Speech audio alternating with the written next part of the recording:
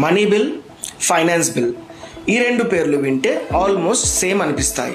కానీ పార్లమెంట్లో వీటి పవర్స్ మాత్రం కంప్లీట్లీ డిఫరెంట్. సో ఈరోజు ఒక సింపుల్ బడ్జెట్ డే స్టోరీతో మనీ బిల్కి ఫైనాన్స్ బిల్కి డిఫరెన్స్ ఏంటో చూద్దాం. ఇమాజిన్, ఫైనాన్స్ మినిస్టర్ బడ్జెట్లో కొన్ని న్యూ ట్యాక్స్ చేంజెస్ అనౌన్స్ చేశారు.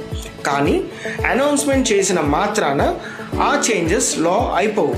వాటిని లాగా మార్చడానికి గవర్నమెంట్ ఫైనాన్స్ బిల్లును పార్లమెంట్లో ఇంట్రడ్యూస్ చేస్తుంది.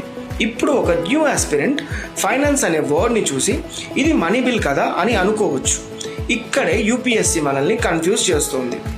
మనీ బిల్ అనేది ఆర్టికల్ 110 కింద ఒక స్పెషల్ కేటగిరీ. దీనిలో taxation, government borrowings, consolidated fund of India లాంటి స్పెసిఫిక్ మనీ మ్యాటర్స్ మాత్రమే ఉండాలి. అందుకే దీన్ని లోక్సభలో మాత్రమే ఇంట్రడ్యూస్ చేస్తారు. స్పీకర్ దీన్ని మనీ బిల్గా సర్టిఫై చేస్తారు.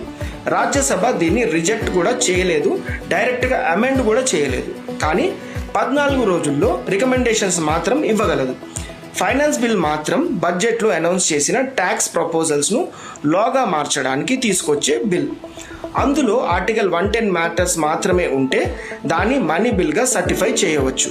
కానీ అదర్ ప్రొవిజన్స్ కూడా యాడ్ చేస్తే అది ఫైనాన్స్ బిల్ ప్రొసీజర్ ఫాలో అవుతుంది. ఇప్పుడు రాజ్యసభ దీన్ని అమెండ్ లేదా రిజెక్ట్ చేయగలదు. సింపుల్గా గుర్తుపెట్టుకోండి, బిల్ పేరు చూసి అది మనీ బిల్ అని డిసైడ్ చేయకూడదు.